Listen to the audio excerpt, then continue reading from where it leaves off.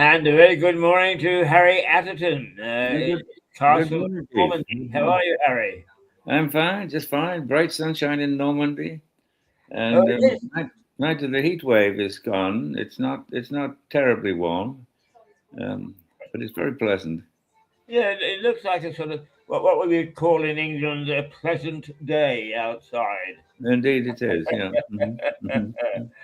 Now, how are things in your neck of the woods, Harry? Let's start off with France this morning, shall we? Because it's where you live and you see and feel it every day. And I'm secretly in love with Marina Le Pen. Uh, Yeah. so, how are things in France? Well, on a daily basis, I think they're finally getting on top of the fires, the wildfire problem in the southwest of France, which was threatening quite a lot of, I mean, there'd been terrible loss of life and homes and a very serious affair. But they, with the help of the farming community, who have a lot of helping the firemen, and then firemen coming in from countries round about, in fact, as I say, they seem to have won the battle finally. It's not out. It's not. There's still problems in certain areas, but they're pretty much on top of things now. And anyway, talking about politics, Marine Le Pen, she seems to be pretty much on the inside track now to win. All of the polling figures indicate that she will be way ahead in the first round. It's a two-round election for a presidential election in France, and she'll be way ahead in the first round. And then in the second round, there's no challenger that looks like they'll come even close. So these are the polls. I mean, Where is the election? polls are notoriously unreliable, but nonetheless, the percentage error in polling is such that even with that absorbed, it looks like she will become the next president, or her deputy, Jordan Bardella, will become the next president of France. And when is the election? Next in 27. And which month? Oh gosh, good question. When is it? I'm not sure, so I'd better not throw out a figure. It's fairly early on in the year, as I recall, May, June, or something like that. Yes. So if the polls are in her favour now, Yeah. the rules are good, aren't they? Because as they say, a week is a long time in politics. Oh, indeed it is. But I don't think that the general drift will change between now and then. It's the twilight years for Macron, and I don't see him pulling a rabbit out of the hat. Is pretty much lame duck at the moment, and the general political philosophy of France is not going to change in that time, and all the major questions that governments have to address, such as economic problems and social problems. I don't think you're going to see any major change between now and the election. All right. Hmm. Well, is what is your forecast if she becomes president? What dramatic changes can you expect, or will it be much of the same and gently move towards centre right? Well, I don't think there'll be any particular move to the right. Father, Jean-Marie Le Pen, of course, was pretty right wing, but she's distanced herself from his philosophies and I think she's become very much more of a workers' party. And so I think you'll get a burst of populism, but you'll also get a burst of reality because anybody aspiring to take on the top job, whether it's Burnham in England or Marine Le Pen in France, when they get into the seat of power, they suddenly realize that their margin for maneuver is very limited, and not largely for financial reasons. And what the people will accept as major change, what I think is known as the Overton window, what will be acceptable to the public, and will not impact too negatively on their lives. So I think you probably, yes, get. She won't make any dramatic changes. You'll get life continuing as it is, but maybe some of the rather silly extremes, the woke extremes, the ecological extremes, the academic extremes, and I don't think you'll. I think you'll see major changes there, but the actual daily life of the French would change dramatically. Right. So more of the same, but under a different administration. Sure, and it'll pull it slightly more to the right, but then of course the right is still pretty left wing in France. This the center of French politics is well to the left, and so if in Britain it's somewhere in the middle, in the United States it's somewhere to the right, the center of politics. In France, ever since the revolution, it's been literally a left wing country by nature, and anybody who is right of center is considered to be extreme, which of course is unfortunate because they're not. And she is, I would say that if anything, she's in the center or slightly to the left of center. Yes. Yeah. It's interesting. You mentioned the revolution, Mm-hmm. and I'm sorry, I'm trying to get rid of our competitor, the BBC. Oh, there we go. Managed it at last. I was reading the other day about Tom Paine, who, of course, was incarcerated in France after being part of Robespierre's group. But his vision of reform, as opposed to Edmund Burke's. Yes.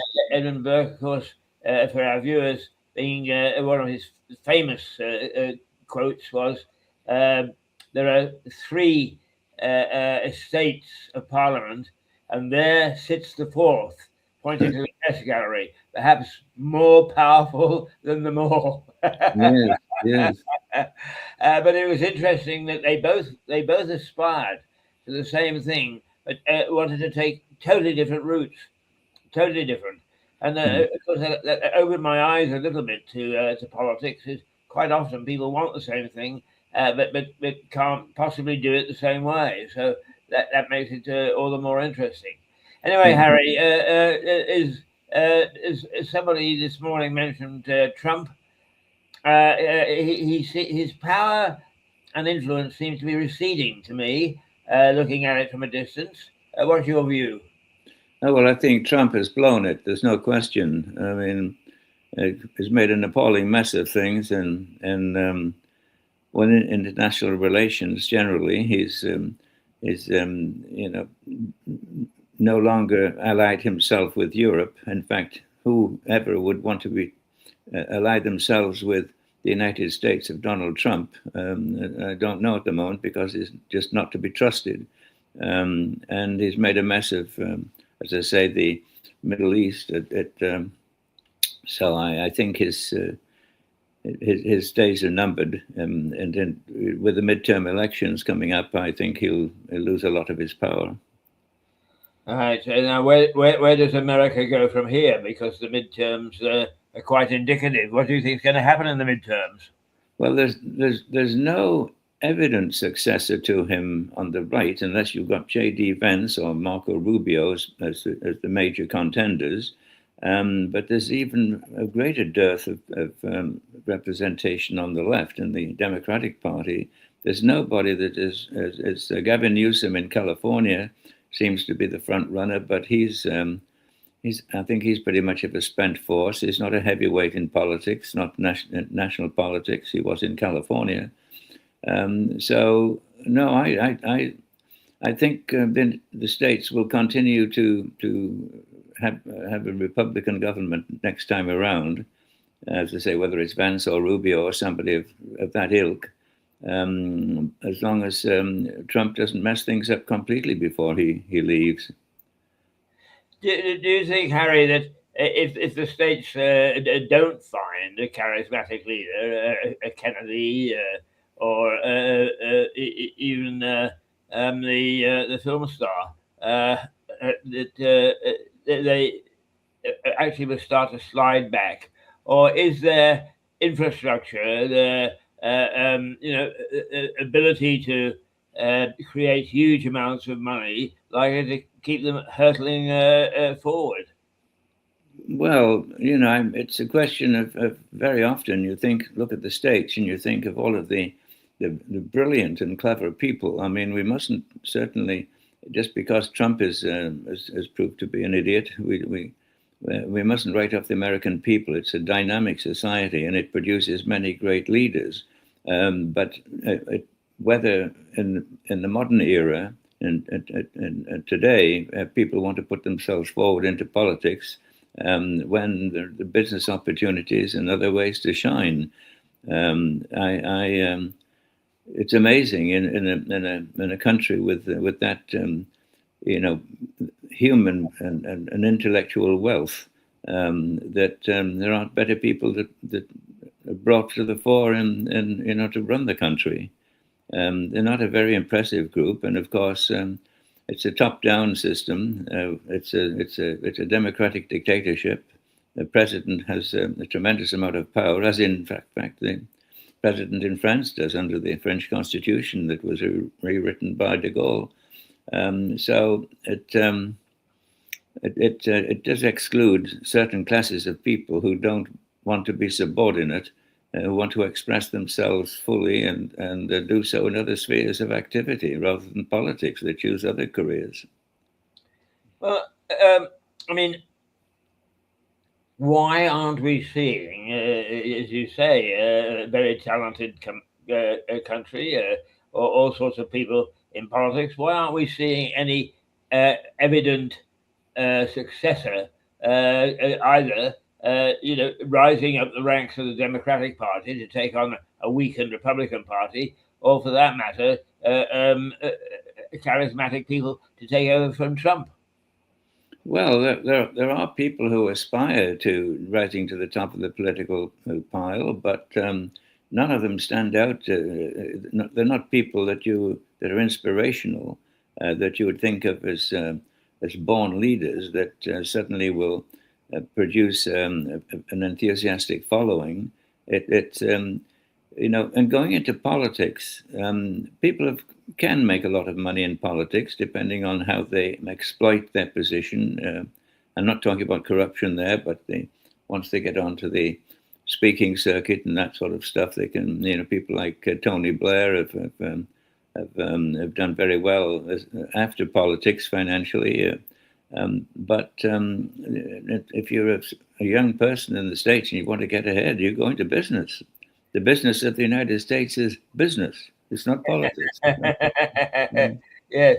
I always remember a movie called The Candidate with the Butch Cassidy. What was his name? The politician who played Butch, or the actor that played Butch Cassidy, was playing the part of the candidate. Robert Redford. Robert Redford, okay. Mm-hmm. Yeah, and the last scene in the movie is that he dives into a hotel room with his political advisor just after they've won, and he says, something like, "Bloody hell, Harry, we've won. But what do we do now?" Right. Yeah. Right. So what do we do, Harry, when it comes to the Far East? China, India, but also, what we think of as the Far East, Singapore. What's happening there? Well, the rising power in Asia is essentially India. China has a demographic problem. It also has a debt problem.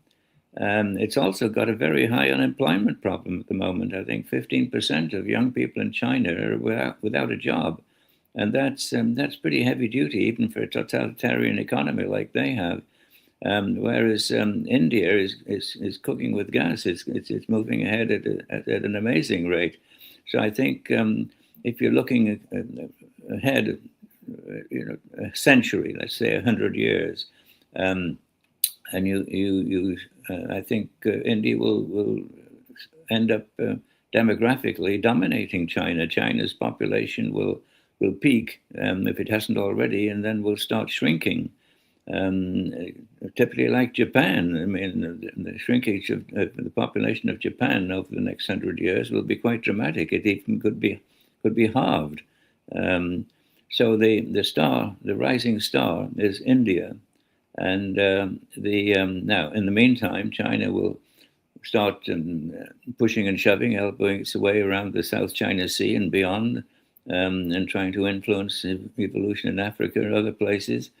But and depending on how America acts to contain it, America is still the big boy on the block. Its economy, as China's economy, is only 2/3 that of the United States. The United States is still extremely powerful in economic terms, and depending on how it's managed, and if it wants to extend its sphere of influence to Asia, which it may well do, it seems to be giving up on Europe, which is amazing, getting itself into the glue in the Middle East, and so it still could be showing a strong interest in Asia, and therefore will act as a means of containing China's increasing hegemony in that area. Why is it, Harry, that we don't? I mean, I couldn't name anybody in the Indian administration, and yet normally when a country starts to become really active and so on, you start to hear about the major players. But I couldn't name one. Perhaps you can, because you look at these things through a real telescope. But why is it that they don't have predominant people? Perhaps they do, but why is it that they haven't managed to impinge on?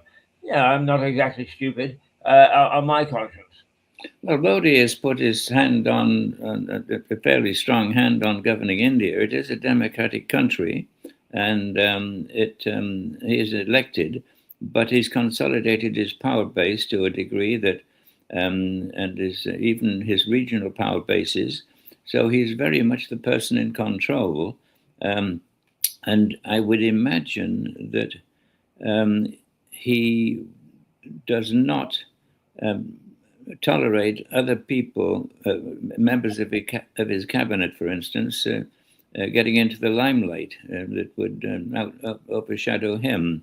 So you don't get like in a soccer team where some of the players are star players and their names become household words. Indian politicians, and in fact, to a degree, let's be frank, apart from one or two people in the United States, a lot of people couldn't mention the cabinet members of those in ministerial positions in the United States. I know that's true. Yeah, and even to a degree in Britain. I mean, we get a lot of non-entities have been appointed to so-called key positions, but the average man in the street, I doubt if could name them, many of them. No, although it was interesting, Yvette Cooper was being interviewed this morning, and there's a politician that's gone back and back and back, a real stayer.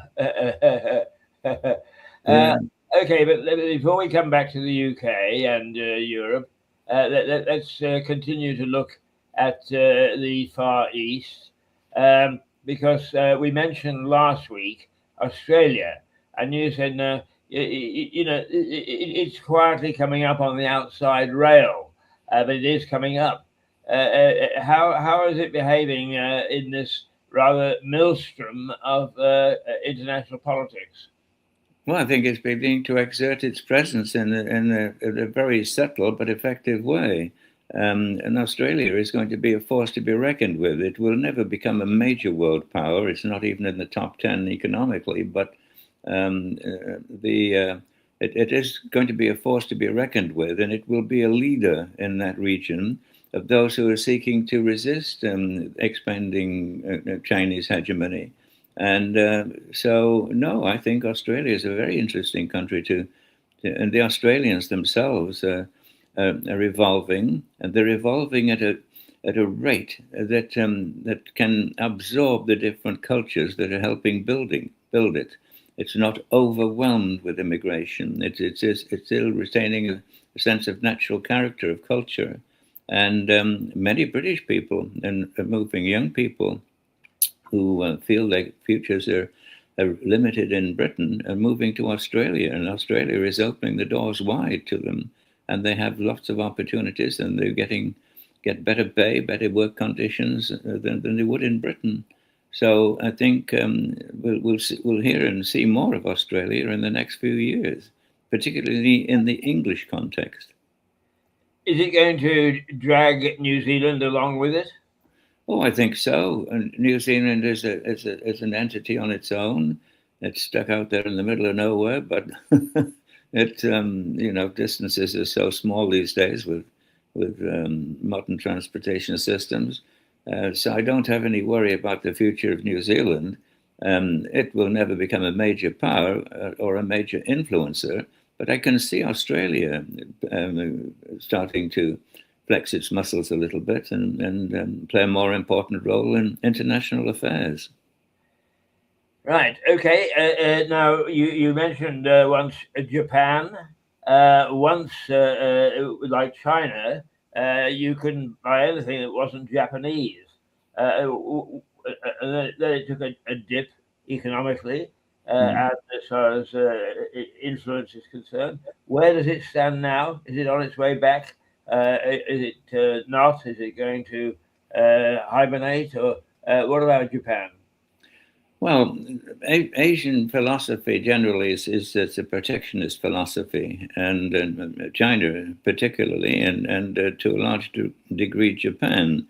They're very keen on pushing exports and pushing up industrial productivity, and so they can flog off the excess things they produce at cheap prices to the rest of the world. And they're export or die nations. That's no question about it. I mean, the strength of China is exports, and indeed Japan. Japan is probably one of the most indebted of the Western world's economies. But I think I've mentioned this before. Much of their debt is held by the Japanese themselves, little old ladies' savings accounts and that sort of stuff, instead of being in hock to the major international, monetary sources to investors. So no, it's fairly solid. Apart from its demographic problem, as I say, it's quite possible that in the next 100 years its population will halve. The bigger challenge in the population explosion is certainly going to come from places like Africa, and particularly countries. I mean, I did read figures recently that Tanzania is exploding. I mean, they're probably going to go into about 200 or 300 million people by mid-century. I mean, it's quite amazing. Yeah. All right. Let's move back then to Europe because we've talked about Marine Le Pen, but Europe is still arguing and discussing how it should stand as far as Russia is concerned. As far as the war is concerned, its expansionist policies, and indeed Putin himself. So, what's the story there? Well, Europe can't seem to get its act together. I mean, they haven't come to terms with the fact that Ukraine is fighting their war for them and making both the civilian and economic sacrifice necessary to contain Russia, and is doing a very good job of it. And I think Europe in general, apart from the ones that face directly the Russian threat, such as Hungary, Poland, and the Baltic states, they're not pulling their weight. And they're in fact almost as if they don't want Ukraine to win. But there's more. There's every indication that Ukraine can win this war. Russia is in deep trouble. It's a shrinking economy, a shrinking population at that. There's still a military force in technical terms to be reckoned with, obviously, with their huge atomic arsenal. But it's a question of whether they will survive as an economic entity in the long term. And it's if they prevail against Ukraine, then they'll be emboldened to attack Europe, and that's the threat. And Europe is not rearming as it should do, but it wouldn't need to if it supported Ukraine and had Ukraine, as I said just a few moments ago, doing its job for it. And so their support of Ukraine is a lot of, fancy words, but not the deeds and actions that are necessary to go with it. And Europe is, the European Union is a bit of a joke. I mean, that's a spent force and is proving its and of course is running into rebirth of nationalism in the different countries. And the Schengen Treaty of open borders is doomed to failure. Many of the nations triggered by this recent event in Ceuta in the Morocco, the Spanish enclave and bordering on Morocco. I think Europe is proving itself unable of conducting its own affairs, and the nations, their individual needs, they're looking to take care of themselves more and more. There's an antipathy towards Brussels, which is growing, and certainly in countries like France and to a degree Germany and I won't say Spain, because Spain seems to be a strange going through a strange phase at the moment with Pedro Sanchez and his government. It's very much of a left-wing government, an open door government, and they're triggering a demographic upheaval by regularizing, hundreds of thousands of illegal immigrants at the same time, and which is, prompting neighboring countries to want to set up their border controls again. So there's a conflict going on in Europe between nationalism and internationalism, if you will. Before we go back to that, because that's interesting reflection. Do you think that these recent successes by Ukraine of managing to lob a few drones or bombs or whatever, actually quite close to Moscow and quite close to St. Petersburg, is going to have an effect on Putin? Well, there are two things that are happening there. One is their ability to improvise is forging ahead, and the modern battlefield is that technology is such that you've got to be one step ahead of the enemy, and as weaponry develops, you've got to find a way of counteracting it, and they're doing that. We and the rest of Europe are preparing to fight the last war, and the new technologies, which have to change almost daily in the modern battlefield, we're neglecting that. Now, on top of that, their strategy, the Ukrainian strategy, is proving very successful. They're aiming at the economic heart of Russia. They destroying the equivalent of Amazon over there. So the impact upon people's daily lives. They're destroying the infrastructure in the oil industry, which is Russia's main source of wealth. With the result that with a nation that lives off oil, the average Russian has got to queue up for hours just to fill a gas tank in his car, so their tactic, their strategy is very successful, both technically and how they're taking the war to the Russian people.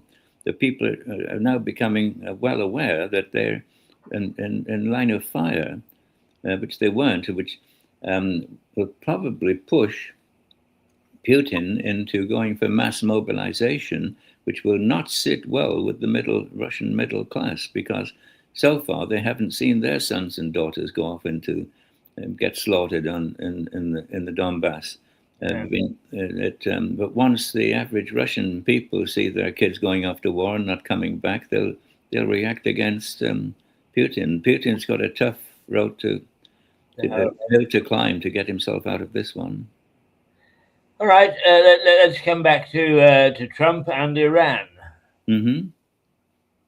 Well, the word has it that he's run out of missiles.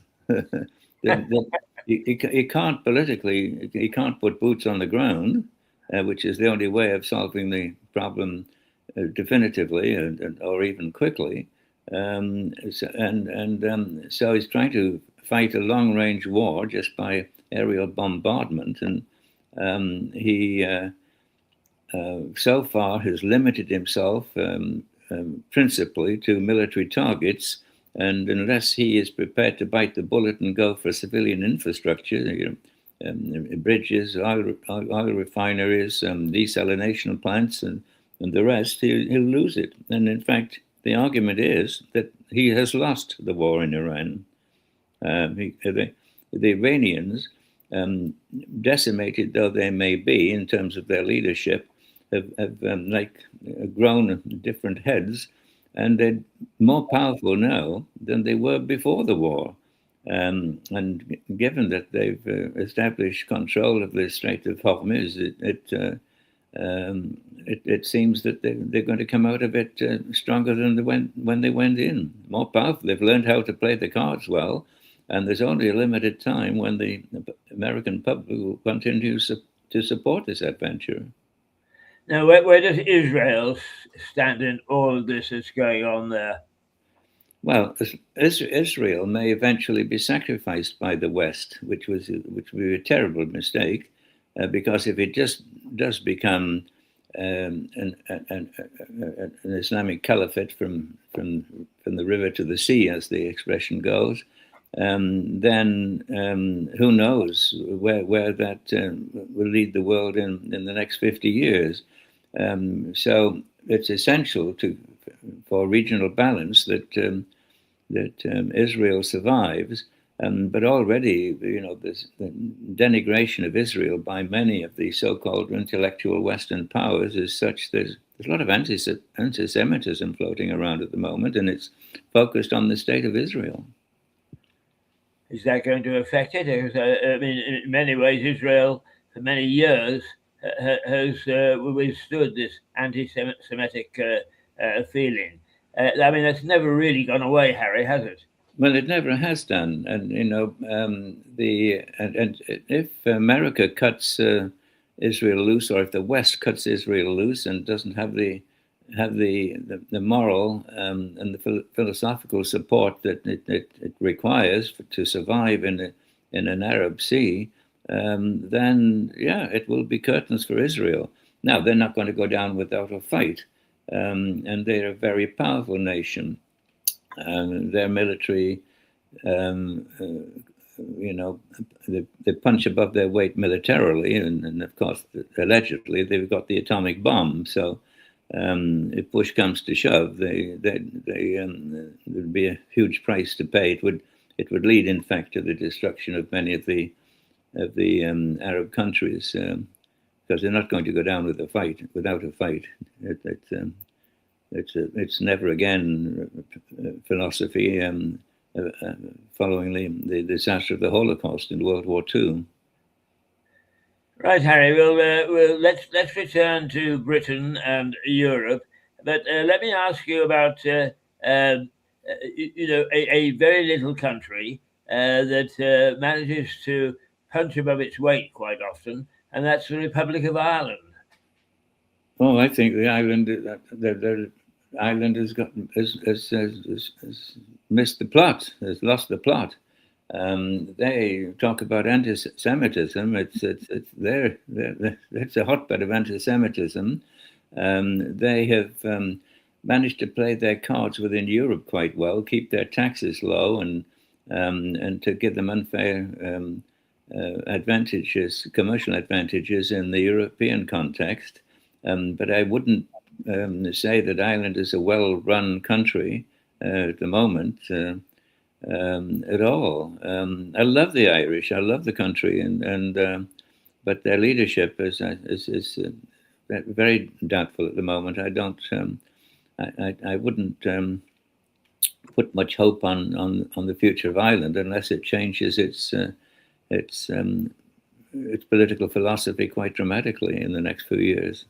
And what would that mean? A change, total change of administration at the top, a new parliament? Well, I think it's got to accept reality. It can't. It's benefited through creating tax structures whereby many of the big international outfits, American outfits, um, have established their headquarters in Ireland for tax reasons. So it has been an artificial boost to the Irish economy, but their political philosophy, it's almost a woke approach to politics, and a little bit like the way Cambridge University is run these days. Mhm. Right. Let's return before we come across the channel to the European theatre, because you referred to this mass immigration from the little Spanish enclave Mhm. to the Spanish mainland. Does that send warning shots to the rest of Europe about immigration? Well, I think it does, and I think all over Europe, mass immigration is changing their cultures to a degree that they're becoming very concerned about it. But there are two ways of looking at the Moroccan invasion, if I want of a better word, of Ceuta. That's because it's a way, I think, of Morocco expressing its displeasure with Spain because of Spain cozying up to Algeria, and at the expense of Morocco. There was disputed land between Morocco and Algeria, and Spain came down on the side of Algeria to the expense of Morocco, and so it's just a way of their means of their expressing their displeasure by allowing or even pushing a large number of potential immigrants to storm the bastion of Ceuta and create this problem. And many of them have been returned to Morocco, of course, but it could happen again. I think it's the Moroccan authorities simply saying to the Spanish, don't push us too far because we have this means of Getting back at you, yeah. causing problems for you. Now, that of course is being exploited by the anti-immigration movement in the rest of Europe, and because these people, if they do get into Spain, mainland Spain, they very quickly make their way into, make their way through Spain to France, Italy, anywhere, and so there's, I say, going back to what I mentioned earlier, there's a move towards more national identity border controls, which is happening and the whole philosophy of Europe is based on the Schengen Treaty that you have open borders. Yeah. I was going to ask you, what's happening to the Schengen Treaty? Is that in tatters? Well, it's going to be people reestablishing border controls at an alarming rate, which could signal the end of the Schengen Treaty. But at the same time, in so many words, the leading politicians in Europe are still professing full and complete commitment to it. So it's not about to be abrogated. It's still there, and open borders policy is still part of the European philosophy. But how long it'll last, as I say, under the current climate, I'm not sure. Yeah. Right, now let us return to our favorite country, the United Kingdom. Yes. Andy Burnham. How's he doing? Well, there's what they've talked about, the Burnham honeymoon, which is rightly so.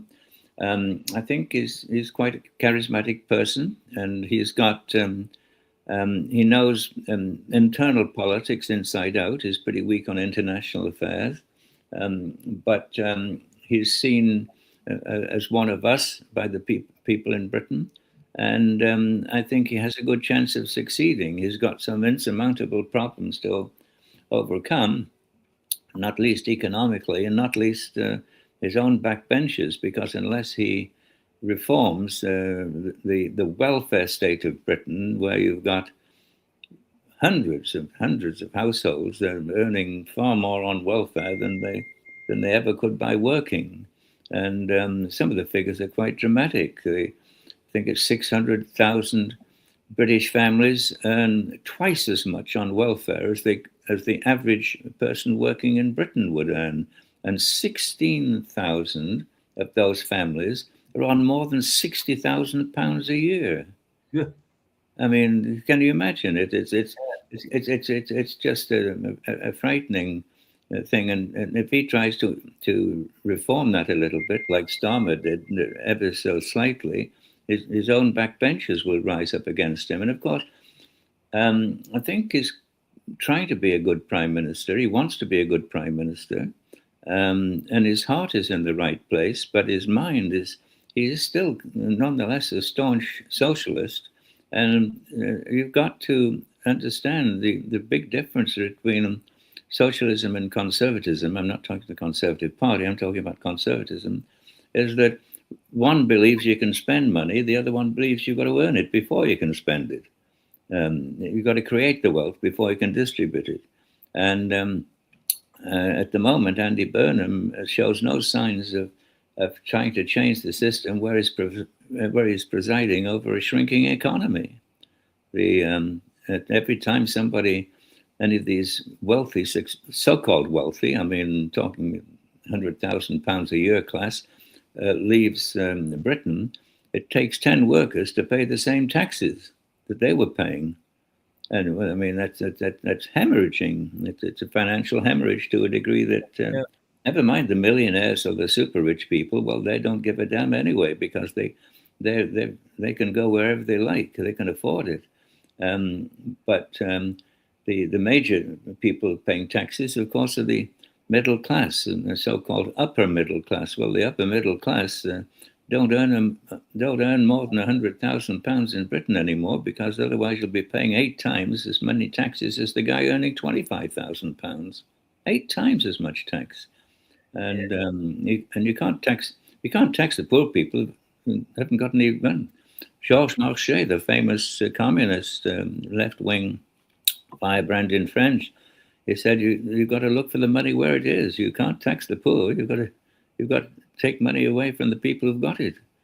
And equal distribution of wealth, well, that's a flag waving. It's a banner for socialism, but you can only milk the cow so much before it decides to stop giving milk. Do you think that this period has quietly given Badenoch a chance to bring the Conservatives back into the debating circle?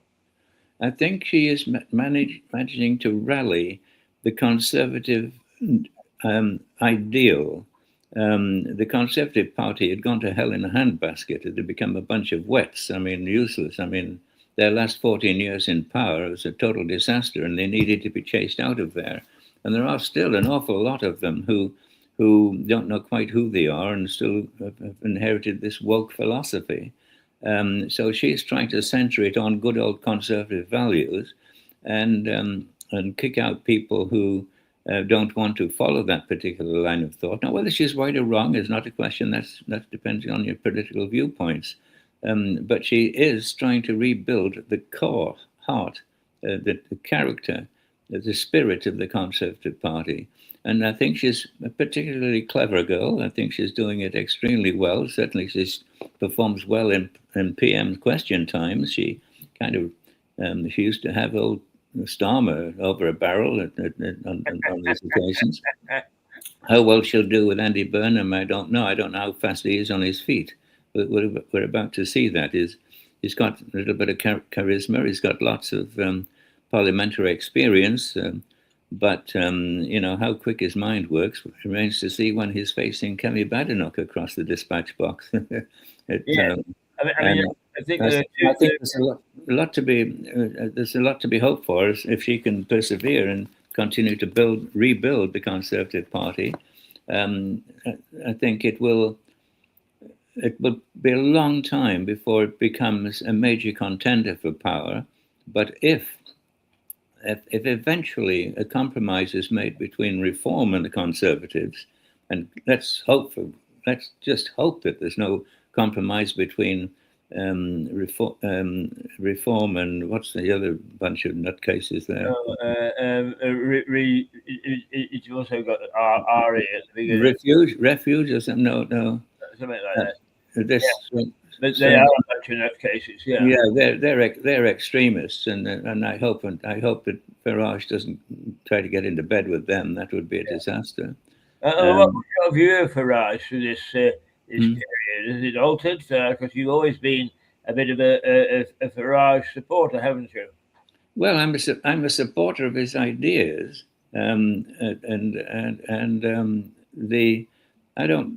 the guy's a bit of a showman. Individually, I can't quite get a handle on Farage. He's a bit of a fairground showman, very clever, and all the rest of it. But it's ideas that I go for, and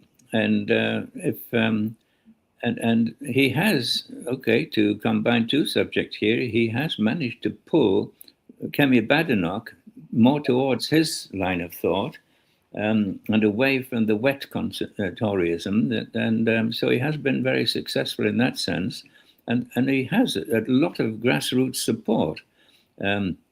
Question remains is Reform in a position, has it got the depth of skill to actually become a governing body? And that is causing lots of people to hesitate. Do you think that this Parliament that will reassemble sometime in late September or whatever will start to show various things? I mean, in other words, just how good Burnham is, how strong Badenoch is becoming, what may happen to Reform and Farage. I mean, it may be quite an exciting Parliament. Yes, we're going to go through an interesting period in politics, certainly when Parliament reconvenes, because at the moment, this hiatus that we're going through is, it's all very well. I mean, Burnham can throw up certain ideas and promises, and there's nobody there to debate them or even to question as to how they'd be funded. But once Parliament resumes, some of the hard questions will need to be asked, and that's when we'll maybe have a better idea on the direction of travel. So that's a bit of much of an unknown quantity. And going back to the question of the quality of his government, his new chancellor is a man of principle, but he doesn't seem to be speaking very loudly about his principles that he caused him to resign when he was Minister of Defence, that to get British defence expenditure up to a proper and productive level. So is he just going to be a tame chancellor? Is that why he got the job? Because number 10 wants to control number 11. We've very often had very powerful people in number 11 and Chancellor of the Exchequer, and not fully controlled by the Prime Minister. And of course, they do have their hands on the purse strings. And so a Prime Minister cannot just overrule a Chancellor just like that. And has to, there was a constant uneasy relationship between Blair and Brown, even in philosophical terms, never mind in practical governmental terms. But maybe number 10, as I say, wants to control number 11, and have they got a tame chancellor? It all depends. But somebody's got to put the foot down and start to stop spending all of this money, and we're just draining away the national wealth, and it's essentially the welfare program, which is growing like topsy, getting to a ridiculous proportion. And unless they're prepared to bite the bullet, I cannot see the UK economy improving. Right, Harry. Now, you are an internationalist. looking at everything that's been happening in the various countries with certainly understanding, if not rather more analysis than it's used to. What would you say in the next, well, before we meet again this time next week, what's likely to bubble up and keep us fixed to the screens to see what's going to happen? Well, I think, news comes in waves. Sometimes there are heavy news days, and what would be major news stories are eclipsed by something even bigger happening. It's normally in the summer hiatus. There is as a parliamentary hiatus. That is, the little stories become the bigger headlines. And for instance, the biggest story running in Britain at the moment, from what I can see, is this story about Jason Alday, this oddball professor type who has finally bitten the bullet and resigned and exposed Cambridge to much ridicule in the process. And so the university authorities have got to explain themselves, and academia has got to explain itself in such a way. Now, before I digress on that, that shouldn't be a leading story. It should be a small story at the bottom of page 3. But in fact, it's a headline story. Well, if that's the major news of Britain, it means that there's not a hell of a lot happening. I mean, quite. The boys this morning, the two Bs, the two barristers, started, of course, to talk about the early release situation. I Sure. mean, that's fairly important, but not in the overall scheme of things.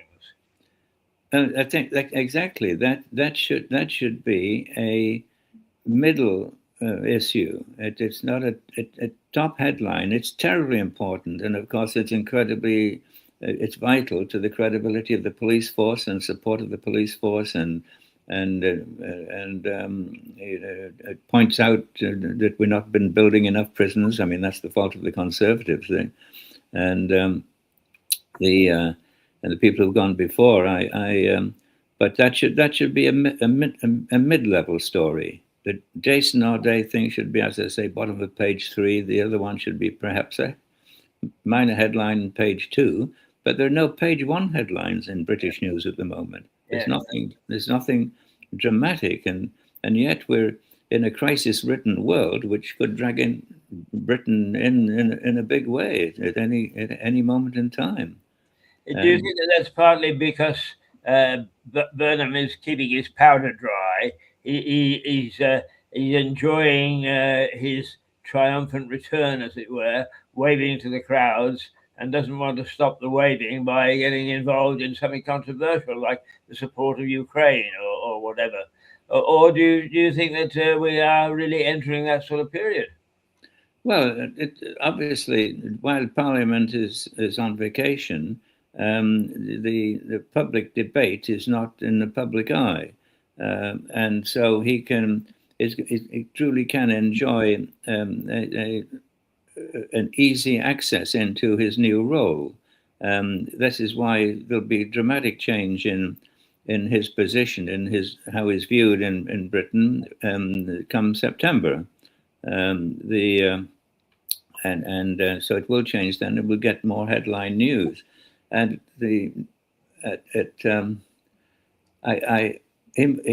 I don't know. His timing has been impeccable. It's all worked out extremely well for him. But once the big waves start to hit the boat, I think it'll start to rock a bit. Okay, Harry. We've been going for 54 minutes now. We've got 1 or 2 minutes left. Let me ask you two things.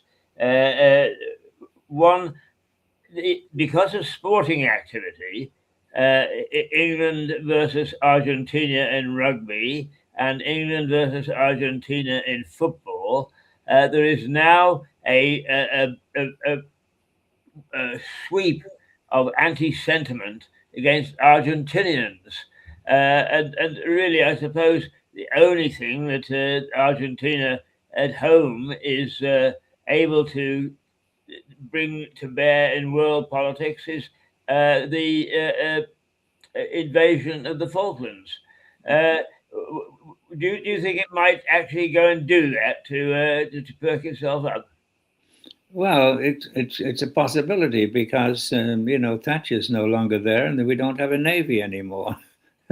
So it's a propitious time for them to pull that one off, and take the attention of the Argentine people away from their other concerns, not the least of their team having lost or their economy. Well, no, their economy is pulling up, in point of fact. But Argentina is a wonderful country. I've worked there, and the people are lovely, but they're being manipulated, and the trying to pull it back into some sort of economic order and tamp down inflation. There's no denying that another Falklands adventure would be a distraction to the people, and, as I say, compensate for the loss of their soccer team. But it's a difficult question to answer, because if you look at their soccer team, I mean, they're a bunch of dirty players. I mean, it's absolutely scandalous that they, and it isn't necessary, because they produce some extremely good players. They produce very good soccer teams, but the blatant fouling and abuse of the referee and things like this was a scandal into world football. But no, I would say that there's a very good chance that they're rattling the saber. They'll take it out of the scabbard and perhaps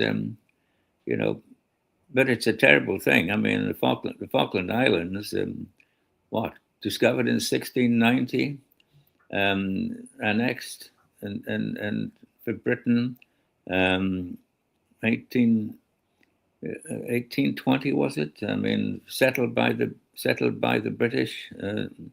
How many Falkland Islanders are there? 2,000 or 3,000, I think, altogether. Overwhelmingly an outpost of Britain. It's got nothing to do with Argentina. Didn't even become a country until after that. So, if anything, historically, it should belong to the Viceroyalty of Uruguay. But anyway, that's another story.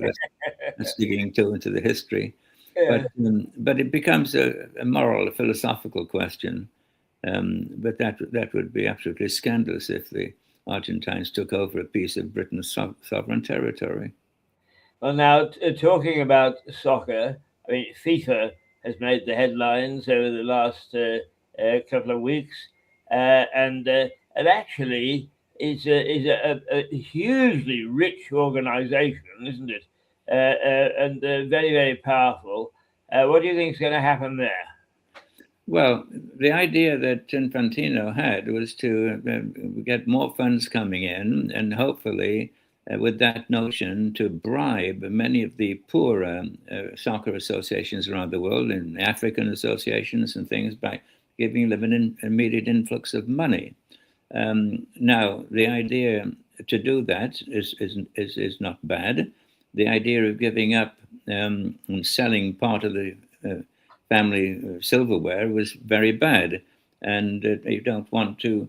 We've seen how sponsorship of financial sponsorship of rugby has inhibited the growth of rugby, and I think it would have been a very bad move to try to monetize soccer, and very unnecessary move, because FIFA's got quite a healthy bank account. They've got $5 billion in the bank. That's a fair piece of change. That's more than you and I earn in an afternoon. It is. And so if they wanted to help... It takes us 2 days to get to that level. Indeed. And so if they wanted to help some of the more struggling soccer associations around the world, they've certainly got the means of doing it as it is. So it's a license to print money. So one cannot help but think that Infantino's initiative was more to cozy up to the financial wizards of this world, and maybe line his own pockets a little bit more. But first of all, he's got a pretty good salary and a lifestyle. I don't know. I think he got ahead of himself there, and it would seem that he's almost discredited himself to the extent that he will be booted out. We'll see what happens in the next couple of months, I guess. Yeah. Harry, a delight as always. Mm-hmm. I'm sorry we delayed a little bit at the start today, and that was mostly because when it comes to the technology, I come like you from the age when we walked into a studio and somebody else had done all the work, and all we did was push a button, and we were on the air, and away we go. Sometimes I have to do some of these things myself, and they leave me completely and utterly bemused.